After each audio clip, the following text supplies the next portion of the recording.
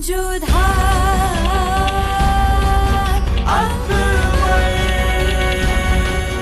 ये धारावाहिक किसी प्रकार की ऐतिहासिकता का दावा नहीं करता। तत्कालीन परिस्थितियों को दर्शाने के लिए आवश्यक और उचित नाटकीय रूपांतर किए गए हैं। ऐतिहासिक रूप से जोधाबाई के स्थान पर हरकाबाई, हीर कुंवर जैसे नाम इतिहास में प्रचलित हैं। ये धारावाहिक किसी भी सामाजिक परंपरा और पारिवारिक संबंधों का ऐतिहासिक दावा नहीं करता है। इसका उद्देश्य किसी भी समुदाय की भावनाओं को ठेस पहुंचाना नहीं है। मुगलिया सल्तनत में भले ही 100 गुनहगार छूट जाएं, पर एक बेगुनाह को सजा नहीं होनी चाहिए।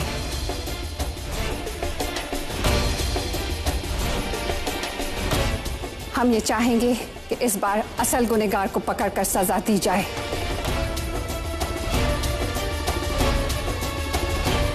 ये एक मरियम मकानी की इल्तिजा है।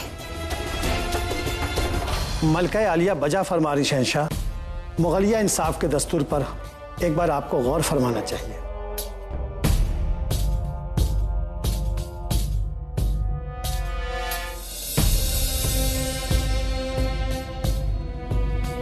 काजी साहब की बात ठीक है, हमें जोधा बेगम को एक मौका देना चाहिए।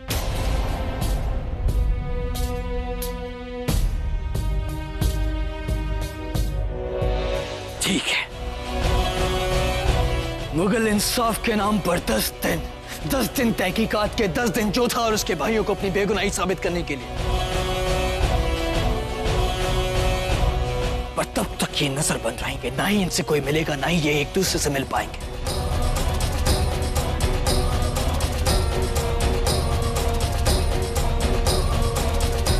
अगर 10 दिन में ये अपनी बेगुनाही साबित नहीं कर सकते तो उसके बाद इन्हें गुनहगार मान सबके सामने जिंदा जला दिया जाएगा।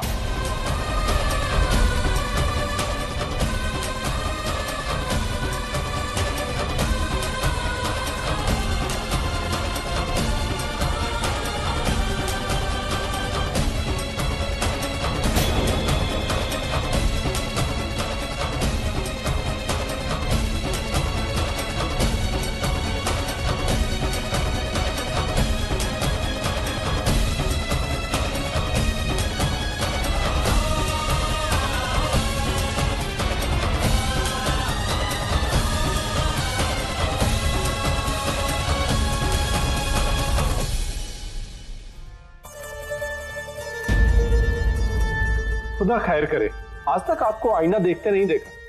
हमारा मतलब आज तक आपने अपनी खूबसूरती की फिक्र नहीं की बेगम साहिबा। बेगम साहिबा नहीं, मरियम जमानी कहो बेवकूफ। हम अपना चेहरा नहीं बल्कि उस बेगम का नूर देख रहे हैं जो बहुत जल्द मरियम जमानी का औहदा पाने वाली है। नहीं! खबरदार, होशियार, शहंशाह हिंद, ताज सल्तनत मुगलिया, बादशाह सलामत जलालुद्दीन मोहम्मद तशरीफ फरमा रहे हैं।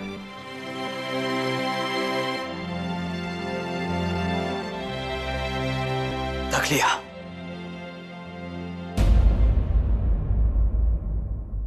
रुकैया,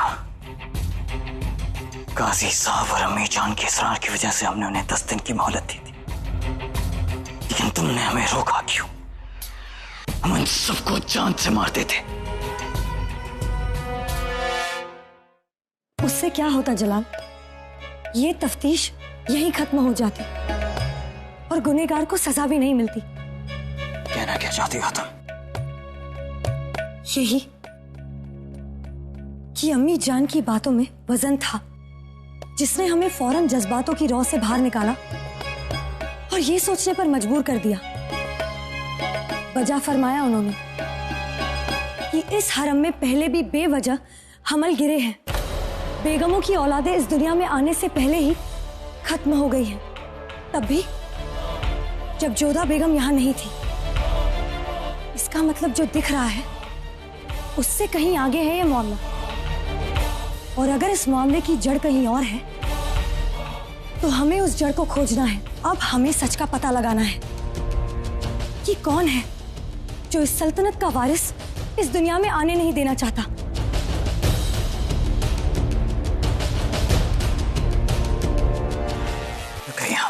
मैं अब भी पूरा यकीन है कि जो कुछ भी हुआ उसके पीछे सिर्फ और सिर्फ जोधा बेगम।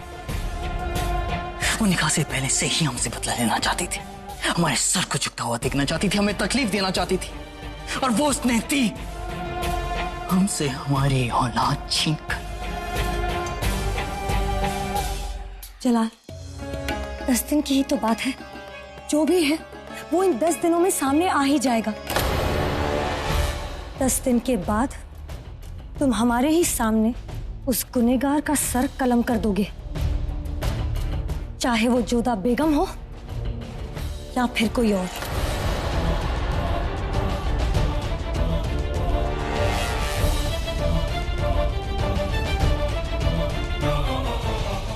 बादब, बा मुलायजा, होशियार, हमीदा बेगम तशरीफ ला रही हैं।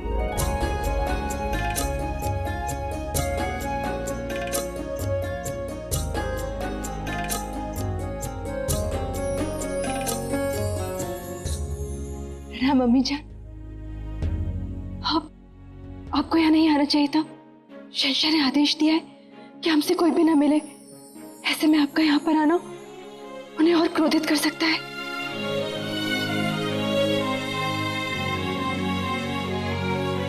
हम उस ओहदे पर हैं जोधा, यहाँ जलाल हमसे नाराज नहीं हो सकता। हम वालिदा हैं उसकी, और यहाँ पर भी एक वालिदा की हैसियत से आए हैं। तुमने हमें अम्मी जान का ओहदा दिया है ना, अब तुमसे मिलने से हमें कोई नहीं रोक सकता, हिंदुस्तान के शहंशाह का हुक्म भी नहीं। हमें अपने बंदी होने का दुख नहीं है अम्मी जान, पीड़ा इस बात की है कि उन्होंने हमारी जन्मभूमि पर उंगली उठाई। ना खुदा बेगुनाह को सजा देता है जोधा, ना वक्त गुनहगार को चुपने देता है। जलाल इस वक्त गुस्से में है, ठंडे दिमाग से सोचेगा, हकीकत तक जरूर पहुंचेगा, तब उसे अपने किए पर अफसोस होगा और तुम फिर से सर उठाकर चल सकोगी। लेकिन फिलहाल हमें अपने बेटे की इस नाइंसाफी पर अफसोस है।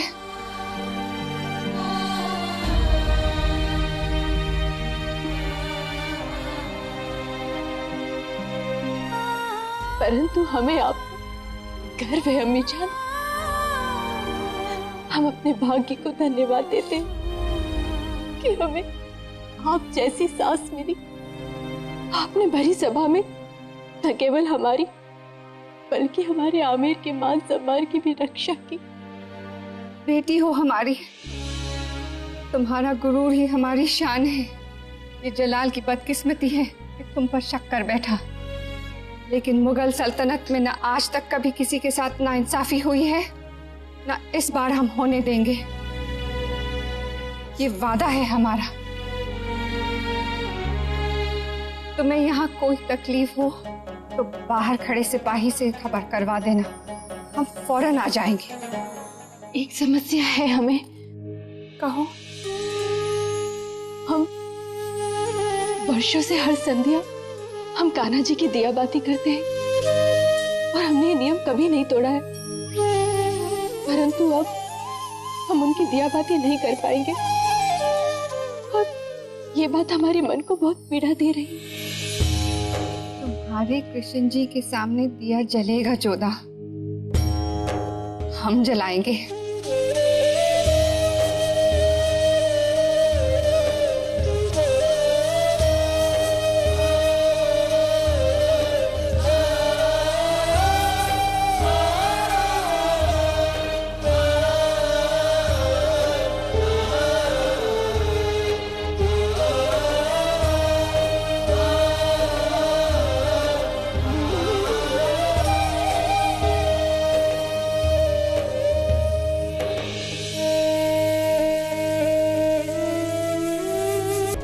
भाई साहब, हमें नहीं लगता यहाँ हमें न्याय मिलने वाला है। यहाँ तो हमारे और आमिर के विरुद्ध षड्यंत्र किया जा रहा है। इतनी बड़ी साजिश अम्मी जान, इतनी बड़ी साजिश। साजिश नहीं आदा, हम गुनाह है ये। शहंशाह के वली आहद को इस तरह कोख में मार डालना गुनाह अजीम है। दिल तो करता है कि उन आमिर वालों का कत्ल कर दो। ख्वाहिश तो हमारी भी यही है कि गुनहगार का कत्ल हो, लेकिन क्या पता या आमिर वालों ने किया ही ना हो सकता है ये चाल किसी और की हो। ये चाल शहंशाह की है। नहीं बापू साहब, ऐसा नहीं है। तो तुम्हें क्या लगता है शहंशाह ने जो हमारे साथ किया वो सही किया? हमने ये तो नहीं कहा बापू साहब, पर उन्होंने अन्याय भी नहीं किया। सारे साक्ष्य हमारे विरुद्ध थे। शहंशाह की जगह यदि कोई भी न्याय करने वाला होता तो वो भी यही करता। और यदि शहंशाह हमें दंडित करना चाहते तो वो 10 दिन का समय क्यों देते? कौन चुनौती दे सकता है शहंशाह के निर्णय को? क्या तुम्हें किसी पे संदेह है मान सिंह? संदेह के लिए तो बहुत सारे नाम हो सकते हैं, जैसे कि आदम खान। आदम खान? वो कई बार बड़ी सभा में शहंशाह से विवाद कर चुके हैं। और एक को तो शरीफुद्दीन भी हो सकता है। शरीफुद्दीन? वो ऐसा कर सकता है? हाँ, शरीफुद्दीन जिस इलाके के सूबेदार है वहां धतूरे का अर्क बनता है आदम। और वैसे भी हमने महसूस किया है आमिर के साथ शहंशाह की नरमी शरीफुद्दीन को कुछ ज्यादा पसंद नहीं आई थी। लेकिन अम्मी जान, ये बात आप दावे के साथ कैसे कर सकती हैं? ये सब शरीफुद्दीन ने किया है। शहंशाह ने आमिर से वसूला गया सारा धन शरीफुद्दीन को लौटाने को कहा। हो सकता है कि इस बात से शरीफुद्दीन के अहंकार को चोट पहुंची हो और उसने आमिर से प्रतिशोध लेने की सोची हो। और होने को महामंगा पर भी संदेह किया जा सकता है। आप पर शक? कौन है वो गुस्ताख जो आप पर इल्जाम लगा सकता है? हमलावर का हाथ पकड़ा जा सकता है आदम, लेकिन इल्जाम लगाने वाले की जुबान नहीं। मामला सल्तनत के वारिस की मौत का है। जलाल के औलाद का कत्ल हुआ है। जलाल गुस्से में है आदम। इस वक्त इशारा किसी पर भी हो सकता है। हो सकता है उंगली हम पर भी उठे। पर महामंगा क्यों? आपको स्मरण नहीं, जोधा बुआसा ने महामंगा का दिया जोड़ा जब से जलाया है, तभी से जोधा बुआसा और महामंगा के बीच संबंध अच्छे नहीं हैं।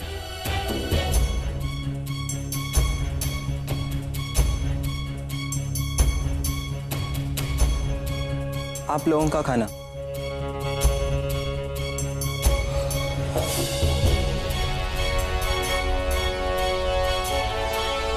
हम में से कोई भी ये भोजन नहीं करेगा। क्यों भाई साहब? उसके लिए इस खाने में विष मिलाना कोई कठिन काम नहीं, जिसने शहंशाह की बेगम को धतूरे का रस पिला दिया। धतूरे के अर्क ने अपना काम कर दिया है। अब देखना यह है कि शहंशाह अपना काम कैसे करते हैं। उम्मीद है कि इस बार कुछ हो अम्मी जान। सुना है कि जलाल ने खुद तहकीकात करने का फैसला ले लिया है। 10 दिन।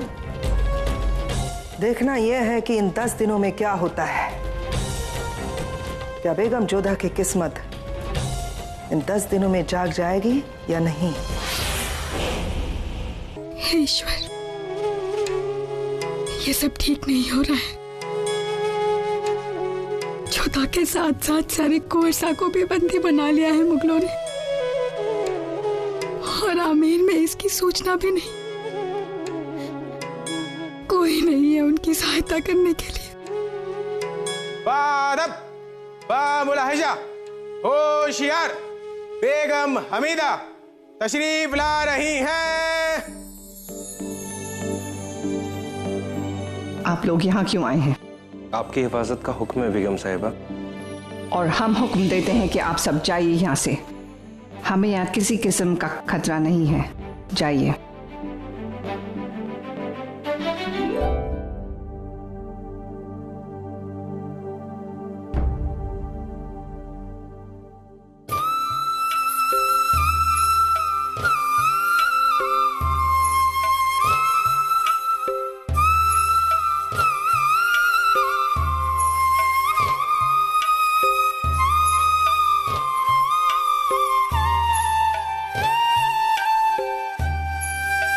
पूजा का सामान कहाँ है रेवा?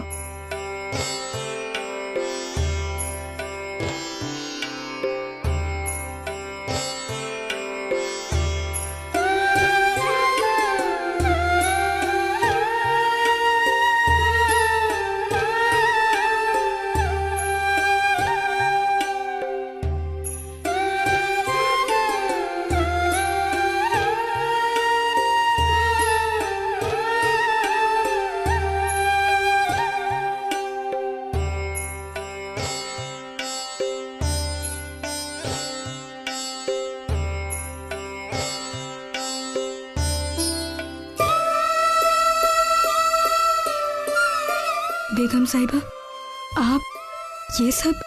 जब जलाल के साथ हमने उमरकोट में पनाह ली थी तब देखा था पूजा कैसे की जाती है, और जोधा बेगम ये नहीं चाहती कि उनके कान्हा जी की पूजा में कोई खलल हो, इसीलिए हमने पूजा कर ली।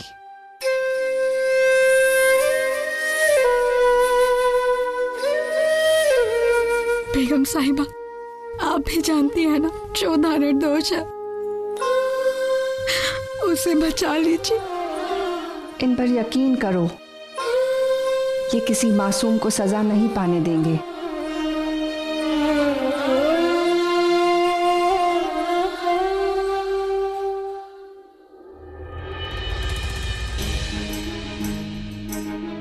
जलाल, तुम यहाँ? आप जोधा बेगम से मिलने गई थी? जहाँ तक हमें याद है नजरबंदी में जोधा बेगम को रखा गया है, हमें नहीं। हमारे मना करने के बावजूद भी आप वहाँ गई थी। हमने दीवाने खास पे हुक्म दिया था कि कोई भी जोधा बेगम से मुलाकात नहीं करेगा। कोई भी? तुम भूल रहे हो जलाल, उन कोई भी में हम शामिल नहीं हैं। हम मरियम मकानी हैं, इस मुल्क के शहंशाह की वालिदा हैं हम। हमारी मर्जी के ऊपर किसी का हुक्म नहीं। हाँ, अगर हम तफ्तीश में दखल दें तो वो गलत होगा, लेकिन हमारी बहू बेगम से मिलने जाने में कोई गुनाह नहीं। अम्मी जान, आप समझते क्यों नहीं? बच्चा हमारा गया इस दुनिया से, ये दर्द हमारा है।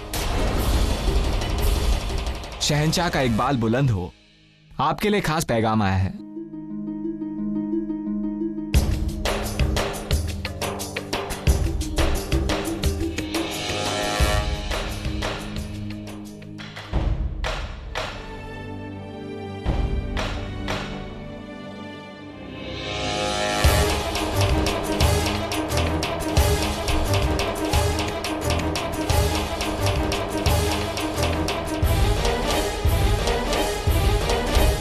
राजा भारमल साहब का पैगाम आया है हुजूर। पढ़िए।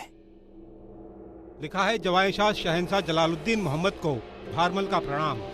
आपका पैगाम हमें मिला, आपने हमें याद किया। वैसे भी हम आपके यहाँ आपके पास आने ही वाले थे। एक शुभ सूचना आपको देना चाहते हैं। हमारी पुत्री सुकन्या का विवाह संबंध सुजानपुर के राजा भवानी सिंह के सुपुत्र रतन सिंह से पक्का कर दिया गया है। प्रणाम। आपने राजा भारमल को यहाँ बुलाया हुजूर? हाँ, हमने ही उन्हें यहाँ बुलाया। उनके साथ एक जरूरी मसलत करनी है, ठीक वैसे जैसे उनके बेटों के साथ की। आयुष्मान।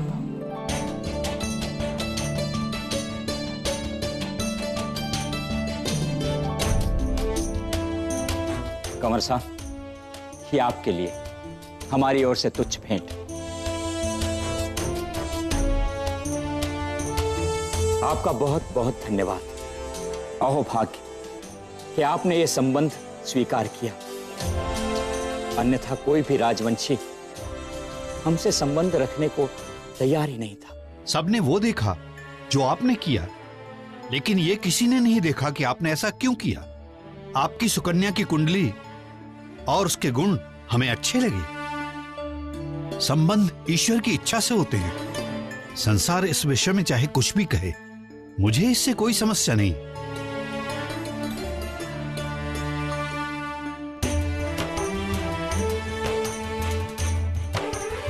अब आज्ञा दें, विवाह के बहुत सारे प्रबंध करने हैं और न्योते भी भेजने।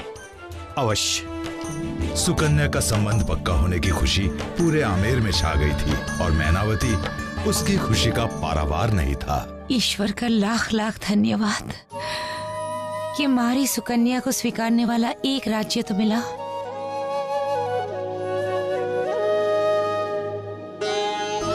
माना राज्य बड़ा नहीं है, छोटी रियासत है, मगर हमारी सुकन्या वधू तो बनेगी।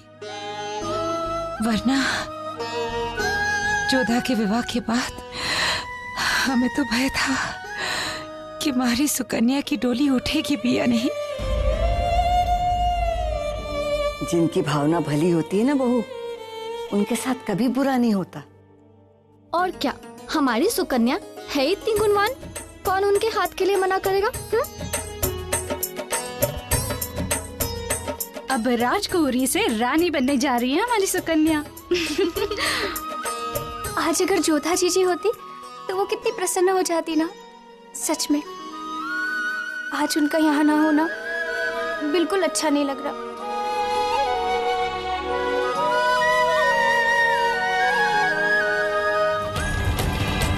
चलिए, बादशाह सलामत के हुजूर में फौरन पेश होना है आप लोगों को।